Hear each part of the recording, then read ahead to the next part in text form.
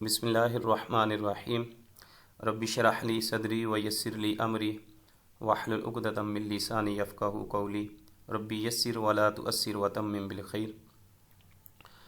السلام علیکم ورحمۃ اللہ وبرکاتہ۔ ڈیئر اسکالرز، امید کرتا ہوں کہ تمام احباب خیر و عافیت سے ہوں گے اور ایمان اور صحت کی بہترین حالت میں ہوں گے۔ آج کے سیشن میں ہم آپ کے ساتھ جو ایم سی کیوز اور سوالات شیئر کرنے جا رہے ہیں یہ 76 سے لے کر 100 تک ہوں گے، اور آج کا یہ لیکچر جو ہے ہمارا چوتھا لیکچر ہوگا۔ اس سے پہلے جو ہے یہ 3 لیکچر اس حوالہ سے جو ٹاپک ہم کلیئر کر رہے ہیں القرآن الحکیم کا، اس پر 3 لیکچر ہو چکے ہیں، جس میں ہم نے 75 جو سوال تھے ان کو ڈسکس کیا، اور جو تفصیل طلب تھے وہ ہم نے بریفلی اس کو ڈیپلی ان کو ڈسکس کیا۔ تو آج ہم یہ 76 سے ان سوالات کا آغاز کریں گے، اور یہ بات ذہن نشین رکھیے گا کہ آج کے جو ایم سی کیوز ہیں یہ جنرل نالج کے جو سوالات ہوتے ہیں اسلامیات کے، اس کی تیاری کے بھی حوالہ سے اہم ہیں، اور لیکچرشپ کی تیاری کے حوالہ سے بھی اہم ہیں، اور ان میں جو سوالات لاسٹ پیپرز میں آ چکے ہیں، لاسٹ ایئر مثلا 2021 میں 2022 کے پیپرز میں جو سوالات آ چکے ہیں وہ بھی میں ساتھ ساتھ پوائنٹ آؤٹ کروں گا۔ تو سب سے پہلے ہمارے پاس جو کویشچن ہے یہ کویشچن نمبر 76 ہے، قرآن حکیم کی موجودہ ترتیب کا نام کیا ہے؟ تو قرآن مجید کی جو موجودہ ترتیب ہے اب اس کا نام جو ہے یہ ڈی آپشن اس کا کریکٹ ہے، اس کو ترتیب توقیفی کہتے ہیں۔ تو موجودہ ترتیب جو ہے یہ ترتیب توقیفی ہے، اور پھر اگر بات کی جائے اس کا ڈی آپشن یہ کریکٹ ہے، اور اس میں ہے کیا کہ اس کو ترتیب توقیفی کیوں کہا جاتا ہے؟ تو اس سے پہلے دو جو چیز ہے ان کو ذہن میں رکھیے گا کہ پہلی جو ترتیب تھی قرآن پاک کی وہ ترتیب نزولی تھی۔ ترتیب نزولی سے مراد جس ترتیب سے قرآن نازل ہوا، تو سب سے پہلے قرآن جب نازل ہوا ہے تو سب سے پہلی جو قرآن پاک کی آیات تھیں جو نازل ہوئیں وہ سورہ علق پارہ نمبر 30 کی 5 آیات تھیں، اقرأ بسم ربک الذی خلق۔ تو وہ ترتیب تھی، اور مفسرین کا کہنا یہ ہے کہ جو سورہ مائدہ کی آیہ مبارکہ ہے الیوم اکملت لکم دینکم واتممت علیکم نعمتی وردیت لکم الاسلام دینہ، تو یہ آیت جو ہے قرآن پاک کی آخری آیت ہے کہ حجۃ الوداع کے موقع پر یہ نازل ہوئی، دین مکمل جس میں ہوا ہے۔ تو اگر اس کی بات کی جائے تو قرآن حکیم کی وہ ترتیب جو ہے وہ نزول کے اعتبار سے تھی، اب قرآن مجید جو ہے وہ ترتیب اس ترتیب نزولی کی ترتیب سے نہیں ہے، اب جو ہے وہ ترتیب توقیفی سے ہے۔ توقیف سے مراد یہ ہے کہ توقیفی سے مراد یہ ہے کہ یہ اللہ کی تعالیٰ کی طرف سے بتائی ہوئی ترتیب ہے، اور آپ صلی اللہ علیہ وسلم نے اللہ وحی کے ذریعے اور اللہ تعالیٰ کی طرف سے جو حکم ملا ہے اس کے تحت جو ہے آپ نے قرآن پاک کی ترتیب جو ہے وہ بتائی ہے۔ تو یہ اب موجودہ ترتیب جو ہے تو ترتیب توقیفی ہے، یہ اجماع امت یا اجتہاد کے ذریعے اس کو ترتیب نہیں لگائی گئی۔ تو اس کو ذہن نشین رکھیے گا ترتیب نزولی کو اور ترتیب توقیفی کو۔ تو قرآن مجید کی موجودہ ترتیب کا نام ہے ترتیب توقیفی، ڈی آپشن کریکٹ ہے۔ اس کے بعد قرآن حکیم کی کس سورت کی ابتدا میں بسم اللہ نہیں لکھی جاتی؟ تو یہ اس کا فرسٹ آپشن کریکٹ ہوگا کہ سورہ توبہ کی ابتدا میں۔ تو قرآن حکیم کی سورہ جو ہے سورہ توبہ، اس کا یہ بھی پوچھا جاتا ہے سم ٹائم کہ سورہ توبہ کا دوسرا نام کیا ہے؟ تو اس کا دوسرا نام جو ہے سورہ براءت ہے۔ براءت معنی علیحدگی کا اظہار کرنا، مشرکین سے علیحدگی کا براءت کا اظہار کیا گیا تھا۔ تو اس کی صورت کے شروع میں بسم اللہ نہیں لکھی جاتی، اس کی وجہ کیا ہے، کیوں نہیں لکھی جاتی؟ تو اس کی وجہ یہ ہے کہ اصل میں جو اس کے بارے میں جو روایات ملتی ہیں کہ حضور نبی کریم صلی اللہ علیہ وآلہ وسلم کی عادت مبارکہ یہ تھی کہ جب بھی کوئی آیت نازل ہوتی تو آپ صلی اللہ علیہ وسلم کاتبین وحی کو صحابہ کو بلا کر اس آیت کو کس جگہ جس صورت میں لکھنا ہوتا تھا بتلا کر اس آیت کو لکھوا لیتے۔ لیکن یہ آیتیں جنہیں سورہ توبہ کے نام سے جانا جاتا ہے، ان کے متعلق حضور صلی اللہ علیہ وسلم نے کچھ ارشاد نہیں فرمایا تھا کہ انہیں کس صورت میں کس جگہ پر لکھنا ہے، اس لیے ایسا سمجھا جا سکتا ہے کہ یہ بھی ایک مستقل صورت ہوگی۔ اور تاہم سورہ انفال کی آخری اور سورہ توبہ کی ابتدائی آیات کے مضامین میں مناسبت پائی جاتی ہے۔ یہ ایک وجہ تھی۔ دونوں صورتوں میں مناسبت کی وجہ سے سورہ توبہ کو سورہ انفال کے بعد رکھا گیا۔ دوسری طرف جب ایک صورت کو دوسری صورت سے علیحدہ کرنا ہوتا تو بیچ میں بسم اللہ لکھی جاتی تھی تاکہ یہ معلوم ہو کہ دونوں صورتیں الگ الگ ہیں۔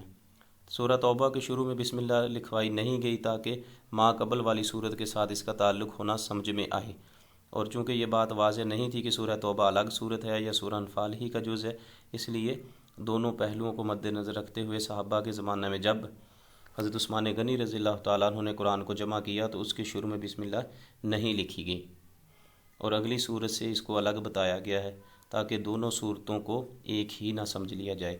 تو یہ اس وجہ تھی کہ اس صورت جو ہے، ایک تو نبی کریم صلی اللہ علیہ وسلم نے خود اس بارے میں کوئی ارشاد نہیں فرمایا تھا، اور دوسری چیز یہ ہے کہ جو مصحف عثمانی تھا، جب حضرت عثمان غنی رضی اللہ تعالیٰ عنہ کے دور میں جب لکھا گیا ہے تو اس وقت بھی انہوں نے اس کے شروع میں بسم اللہ نہیں لکھی تھی، تو اسی وجہ سے سورہ توبہ کے شروع میں بسم اللہ نہیں لکھی جاتی۔ اس کے بعد کویسچن نمبر 79 ہے، وہ کون سے صحابی ہیں کہ جن کا نام قرآن حکیم میں مذکور ہے؟ تو اس کا کریکٹ آپشن جو ہے یہ سی آپشن کریکٹ ہے، حضرت زید بن حارثہ کا رضی اللہ تعالیٰ عنہ کا جو نام ہے یہ قرآن پاک میں مذکور ہے باقاعدہ طور پر جن کا نام آیا ہے۔ ویسے تو بہت سے صحابہ کرام کا، جیسے مثلا کہہ لیں کہ اوورآل بھی ذکر ہے کہ رضی اللہ عنہم ورضوا عنہ، اور ابو بکر صدیق رضی اللہ تعالیٰ عنہ کا بھی ذکر ہے کہ ثانی اثنین اذ ھما فی الغار کے حوالہ سے، لیکن نام جو ہے باقاعدہ طور پر وہ صرف حضرت زید بن حارثہ کا آیا ہے، اور یہ سورہ احزاب میں آیا ہے۔ تو 22ویں پارے میں سورہ احزاب میں ان کا ذکر ہے، حضرت زید بن حارثہ کا۔ یہ واحد صحابی ہیں جن کا کہتے ہیں کہ نام جو ہے وہ قرآن پاک میں آیا ہے۔ آیا مبارکہ ہے کہ فلما قضى زید منها وطرا زوجنا کہا لکی لا یکون علی المؤمنین حرج فی ازواج ادعیائہم اذا قضوا منہن وطرا وکان امر اللہ مفعولا۔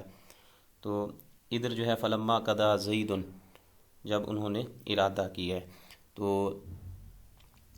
اس میں جو ہے حضرت زید رضی اللہ تعالیٰ عنہ کا ذکر آیا ہے۔ اس میں سم ٹائم جو ہے اسٹوڈنٹس مسٹیک کرتے ہیں کہ حضرت زید بن حارثہ اور یا زید بن حارث کا اور حضرت زید بن ثابت کا جو ہے جب نام دونوں کا آ جائے تو پھر اس میں کنفیوز ہوتے ہیں۔ تو جن کا قرآن میں ذکر آیا، جن کو منہ بولا بیٹا بنایا گیا تھا، یہ حضرت زید بن حارث ہی ہیں، اور جنہوں نے قرآن پاک کو یکجا کیا اور ایک کتابی شکل میں لکھا تھا، جن کی ڈیوٹی لگائی تھی، وہ زید بن ثابت ہیں، وہ صحابی جو ہیں وہ مدینہ کے ہیں۔ اس کے بعد کویسچن نمبر 80 ہے، زینت القرآن اور عروس القرآن کس صورت کو کہا جاتا ہے؟ تو یہ سورہ رحمان کو۔ اس کا سی آپشن کریکٹ ہے، زینت القرآن قرآن کی خوبصورتی، اور عروس القرآن جو ہے قرآن کی دلہن، یہ سورہ رحمان کو کہا جاتا ہے، سی آپشن کریکٹ ہے۔ پھر اس کے بعد کویسچن نمبر 81 ہے، قلب قرآن کس صورت کو کہا جاتا ہے؟ قرآن کا دل، تو یہ سورہ یاسین کو کہا جاتا ہے، بی آپشن اس کا کریکٹ ہے۔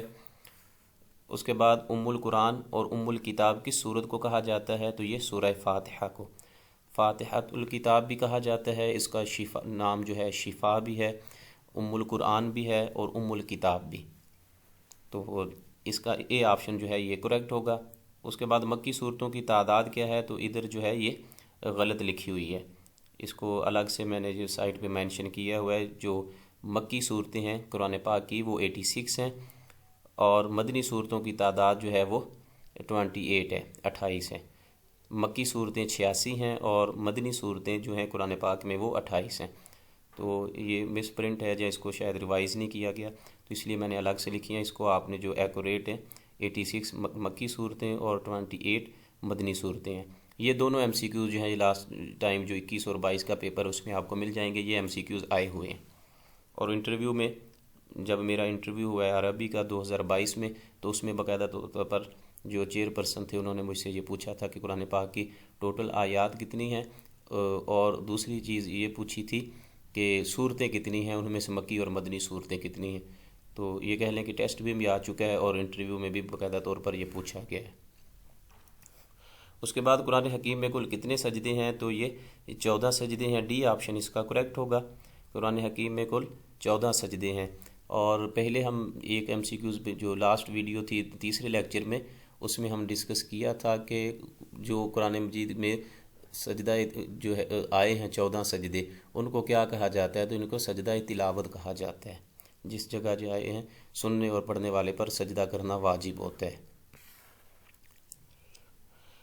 قرآن حکیم کی طویل ترین سورت کون سی ہے؟ تو یہ سورۃ البقرہ ہے، اس کا فرسٹ آپشن کریکٹ ہوگا۔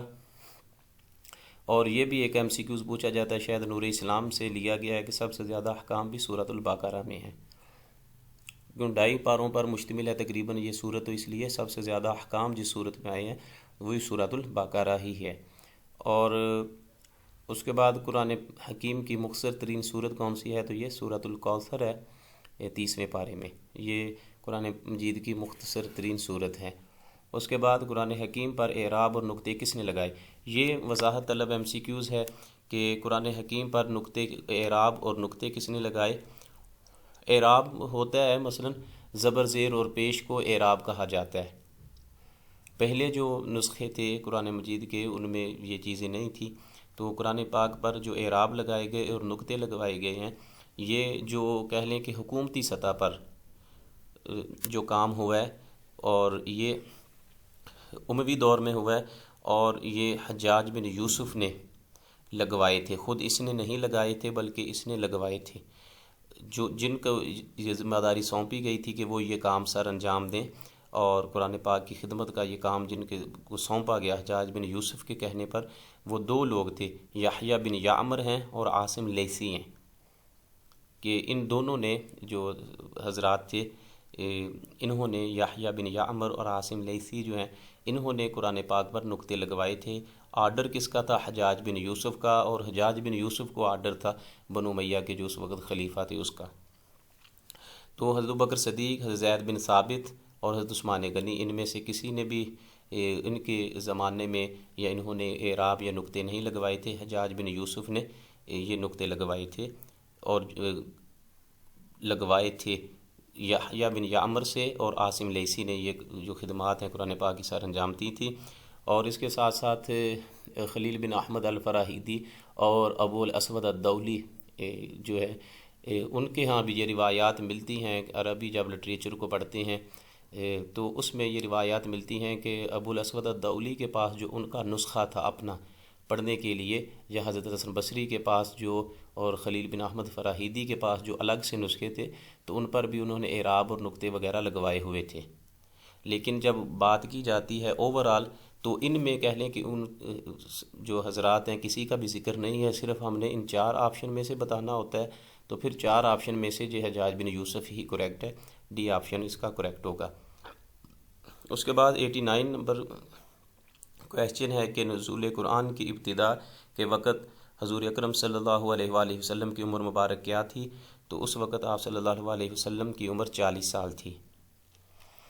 فرشتہ وحی کون تھے جو وحی لے کر نبی کریم صلی اللہ علیہ وسلم کی طرف تشریف لائے؟ تو سی آپشن حضرت جبرائیل امین علیہ السلام تھے، مشہور MCQs ہے یہ۔ حضرت جبرائیل کے علاوہ وہ کون سا فرشتہ تھا کہ جو کچھ عرصہ حضور اکرم صلی اللہ علیہ وسلم پر وحی لے کر آیا؟ تو بی آپشن اس کا کریکٹ ہے، حضرت اسرافیل علیہ السلام۔ تو بہرحال اس کو آپ دیکھ لیجئے گا، اور اگر اس کی کوئی اتھینٹک روایت مل جائے، کسی بک کا ریفرنس یا حوالہ ملے، تو کمنٹ میں جو ہے جب ویڈیو اپلوڈ کی جائے گی تو کمنٹ باکس میں آپ اس کو لازمی وہ حوالہ شیئر کیجئے گا تاکہ میں اس کو وہاں سے دیکھ سکوں۔ اس کے بعد کویسچن نمبر ہے 92، سب سے آخر پر کون سی پوری صورت مکمل نازل ہوئی؟ تو یہ سورہ نصر ہے۔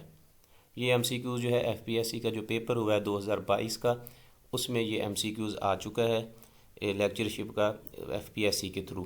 تو اس میں یہ پوچھا گیا تھا کہ سب سے آخر پر کون سی پوری صورت نازل ہوئی؟ تو یہ سورہ نصر ہے، اذا جاء نصر اللہ والفتح۔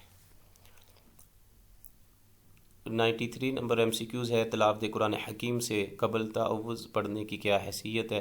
تو واجب ہے۔ یہ تعوذ پڑھنا جو ہے یہ قرآن پاک کی تلاوت سے پہلے واجب ہے، شیطان سے پناہ مانگنا۔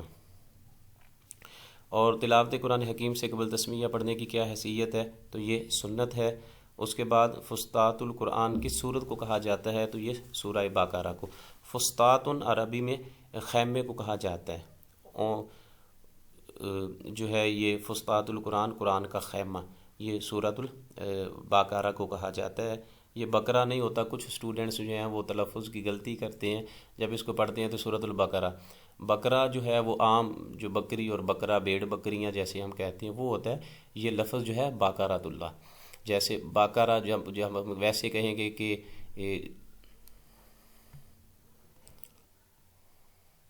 تو یہ لفظ جو ہے بقرہ نہیں ہوتا بلکہ باقارہ، با پہ بھی زبر ہے، کاف پہ بھی اور را پہ بھی، باقارہ، تو سورۃ البقرہ اس کو پڑھتے ہیں۔ اس کے بعد کویسچن نمبر 96 ہے۔ اب جو ہے یہ مفسرین جو ہیں، جو سلیبس میں جن کی تفاسیر کا انٹروڈکشن دیا گیا، ان کی حالات زندگی، اس حوالہ سے MCQs شروع ہو رہے ہیں۔